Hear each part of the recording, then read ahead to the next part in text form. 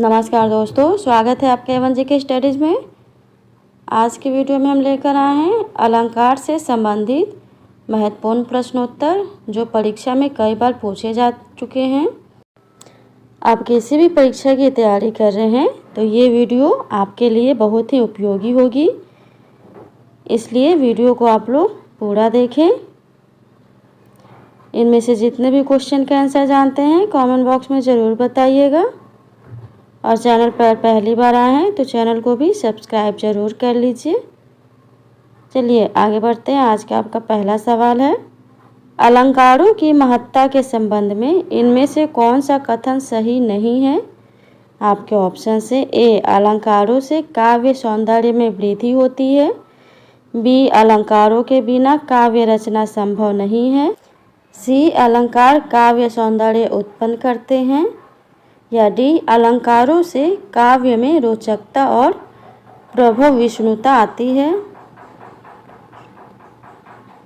सही जवाब है ऑप्शन सी, अलंकार काव्य सौंदर्य उत्पन्न करते हैं। यह कथन सही नहीं है। अलंकार काव्य के बाहरी तत्वों की शोभा बढ़ाते हैं, लेकिन वे मूल सौंदर्य रस या भाव को उत्पन्न नहीं करते हैं। अगला सवाल, जिन पंक्ति या पंक्तियों में एक ही शब्द के अनेक अर्थ निकलते हैं वहाँ कौन सा अलंकार होता है। आपके ऑप्शन से ए, वक्रोक्ति, बी, अनुप्रास, सी, यमक, डी, श्लेष। एक ही शब्द के अनेक अर्थ निकलते हैं वहाँ कौन सा अलंकार होता है। सही जवाब है ऑप्शन डी, श्लेष। श्लेष अलंकार में एक ही शब्द के अनेक अर्थ निकलते हैं।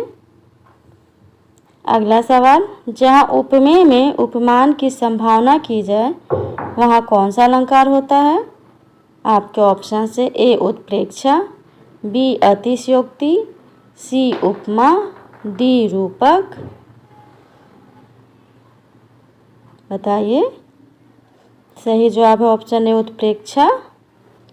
उत्प्रेक्षा अलंकार के काव्य पंक्तियों में मनु, मानहु, जनु, जानहु, मानो, जानो, मनहु, इयु, निश्चय आदि वाचक शब्दों का प्रयोग होता है, जहाँ उपमेय यानी प्रस्तुत में उपमान की संभावना या कल्पना की जाती है।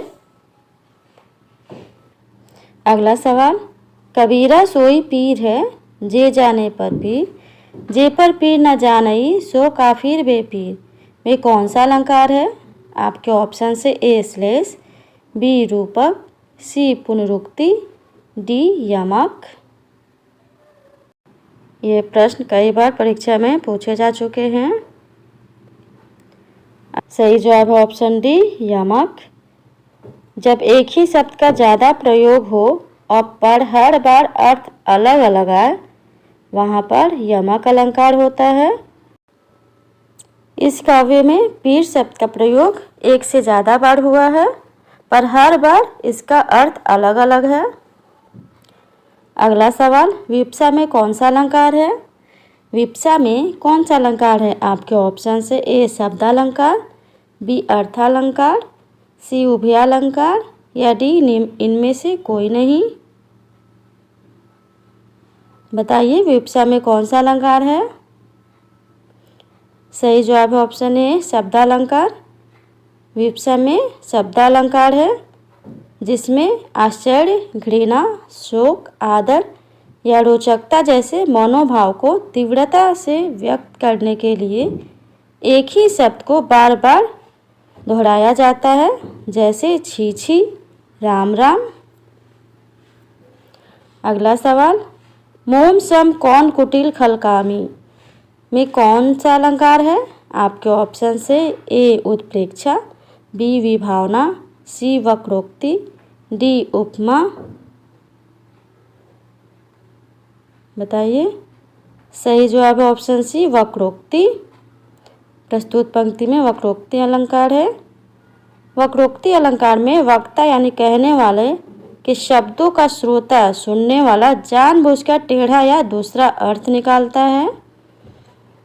अगला सवाल, जिन पंक्तियों में एक या अनेक वर्णों की एक ही क्रम में एक बार आवृत्ति हो तो वहाँ कौन सा अलंकार होता है। आपके ऑप्शन से ए श्रुत्यानुप्रास, बी वृत्यानुप्रास, सी लाटानुप्रास, डी छेकानुप्रास। जवाब जानते हैं तो कमेंट बॉक्स में ज़रूर बताइए। सही जवाब है ऑप्शन डी छेकानुप्रास।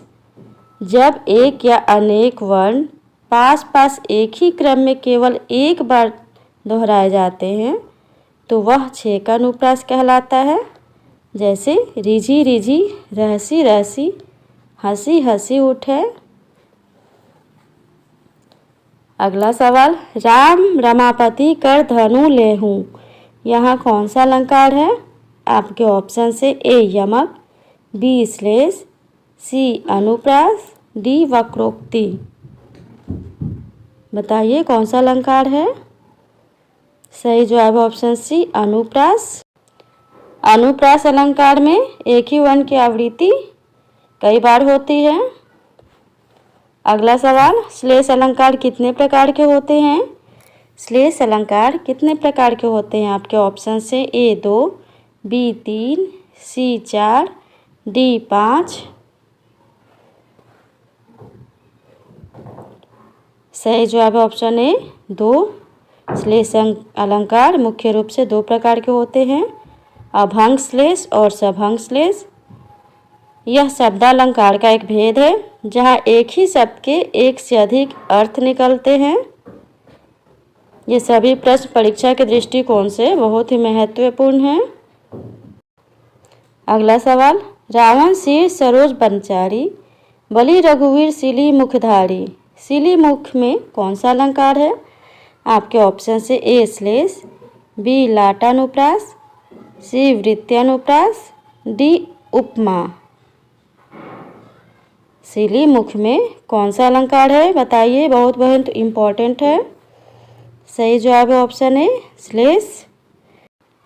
सिली मुख शब्द के 2 अर्थ निकलने के कारण श्लेष अलंकार है। पहला है बाण जो रघुवीर द्वारा चलाए गए और दूसरा भौरा। अगला सवाल, जहाँ कारण बिना कार्य की उत्पत्ति होती है वहाँ कौन सा अलंकार होता है? ऑप्शन से ए विभावना, बी विशेषोक्ति, सी असंगति, डी संदेह। जहाँ कारण बिना कार्य की उत्पत्ति होती है वहाँ कौन सा अलंकार होता है? सही जवाब है ऑप्शन ए विभावना। जहाँ कारण बिना कार्य की उत्पत्ति होती है वहाँ विभावना अलंकार होता है। यह एक अर्थालंकार है जहाँ कारण या अभाव होने पर भी कार्य संपादन हो जाता है। जैसे बिनु पद चले सुने बिनु काना, कर बिनु करम करे विधि नाना। बिना पैर के चलना, बिना कानों के सुनना, बिना हाथों के कर्म करना। अगला सवाल, चरण कमल बंदो हरिराई में कौन सा अलंकार है? आपके ऑप्शन से ए उपमा, बी उत्प्रेक्षा, सी रूपक, डी श्लेष। वेरी इंपॉर्टेंट सवाल है, परीक्षा में कई बार पूछे जा चुके हैं। सही जवाब है ऑप्शन सी रूपक। रूपक अलंकार के काव्य की पंक्ति में उपमेय जिसकी तुलना हो और उपमान जिससे तुलना हो और दोनों शब्दों के बीच कोई वाचक शब्द जैसे सासी सम जैसा कोई शब्द नहीं आता है, बल्कि दोनों को एक ही मान लिया जाता है। अगला सवाल, जहाँ एक शब्द के साथ अनेक अर्थ चिपके रहते हैं वहाँ कौन सा अलंकार होता है? आपके ऑप्शन से ए अनुप्रास, बी श्लेष, सी वक्रोक्ति, डी यमक। जहाँ एक शब्द के साथ अनेक अर्थ चिपके रहते हैं वहाँ कौन सा अलंकार होता है? सही जवाब ऑप्शन डी यमक। यमक अलंकार में एक ही शब्द के अनेक अर्थ होते हैं। अगला सवाल, तुलसीदास सिदती निस दिन देखत तुम्हारी निठुराई, इस पंक्ति में कौन सा अलंकार है? आपके ऑप्शन से ए श्रुत्यानुप्रास, बी अनत्यानुप्रास, सी लाटानुप्रास या डी वृत्यानुप्रास। बताइए। सही जवाब है ऑप्शन ए श्रुत्यानुप्रास। श्रुत्यानुप्रास काव्य के पंक्ति में एक ही उच्चारण स्थान जैसे दंत या तालव्य से उच्चारित होने वाले व्यंजनों की आवृत्ति होती है।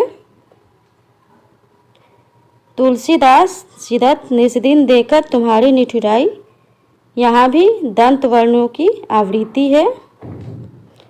अगला सवाल है, विरोधाभास अलंकार निम्नलिखित में से किस अलंकार की श्रेणी में आता है? आपके ऑप्शन से ए अर्थालंकार, बी शब्दालंकार, सी उभयालंकार, डी इनमें से कोई नहीं। बताइए। सही जवाब ऑप्शन है अर्थालंकार।